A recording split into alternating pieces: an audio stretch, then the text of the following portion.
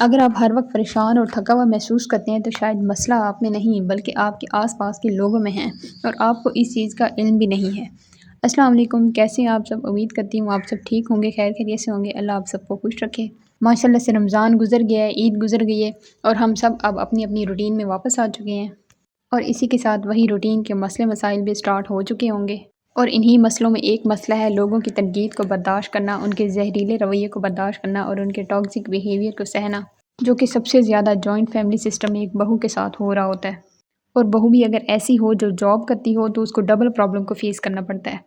اچھا، ایک ایسی عورت جو گھر سنبھال رہی ہو، بچے سنبھال رہی ہو، اپنے ہسبینڈ کو سنبھال رہی ہو، ہسبینڈ کے کام کر رہی ہو، اور اس کے ساتھ ساتھ وہ گھر سے باہر نکل کر اپنے ہسبینڈ کے شانہ بشانہ جاب بھی کر رہی ہوتی ہے، گھر چلا رہی ہوتی ہے، تو ایسی عورت کی ہمت کو میرے خیال سے تو سلام پیش کرنا چاہیے۔ چلیں اس ٹاپک پہ پھر کبھی بات کر لیں گے، لیکن ہم آج کی ڈسکشن سٹارٹ کرتے ہیں کہ ٹاکسک لوگوں سے ہم خود کو کیسے بچائیں، کیسے دور رکھیں۔ ہم سب کی زندگی میں کچھ ایسے لوگ ہوتے ہیں جو ہمیں اندر سے تھکا رہے ہوتے ہیں، ان کے ساتھ وقت گزار کے ہمیں خوشی محسوس نہیں ہو رہی ہوتی بلکہ ہم مزید پریشان ہو رہے ہوتے ہیں۔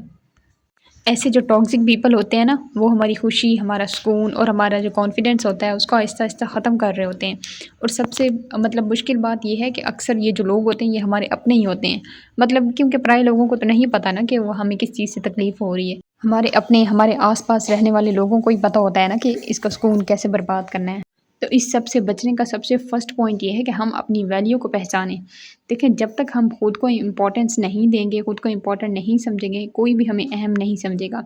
اور ہمیں یہ سمجھنا ہوگا کہ ہماری جو ذہنی صحت ہے، ہماری جو خوشی ہے، ہماری جو مینٹل ہیلتھ ہے، وہ سب سے زیادہ ضروری ہے۔ اور دوسری بات، کچھ باؤنڈریز اور کچھ لیمٹس ہمیں سیٹ کرنی ہوں گی۔ ہر بات پہ ہاں کہنا ضروری نہیں ہوتا۔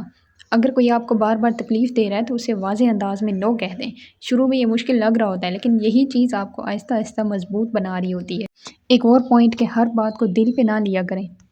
فار ایگزامپل، کسی سے کوئی لڑائی ہو گئی ہے، کوئی چھوٹی سی بات بحث ہو گئی ہے، تو اس بحث یا اس لڑائی کو ذہن پہ سوار کرنے کی ضرورت نہیں ہے اور اس پہ 2-3 دن تک اوور تھنکنگ کرتے رہیں اور اپنی ہی مینٹل ہیلتھ کو خراب کرتے رہیں۔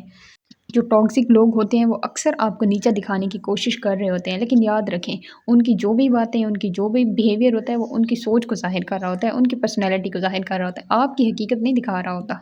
اور سب سے امپورٹنٹ پوائنٹ یہ ہے کہ ایسے لوگوں کے ساتھ وقت گزاریں جو آپ کو خوش رکھتے ہیں۔ جو پازیٹیو پیپل ہوتے ہیں نا، وہ آپ کو آگے بڑھنے کی ہمت دے رہے ہوتے ہیں، اور یہ جو نیگیٹو لوگ ہوتے ہیں یہ ہمیشہ آپ کو پیچھے کھینچ رہے ہوتے ہیں۔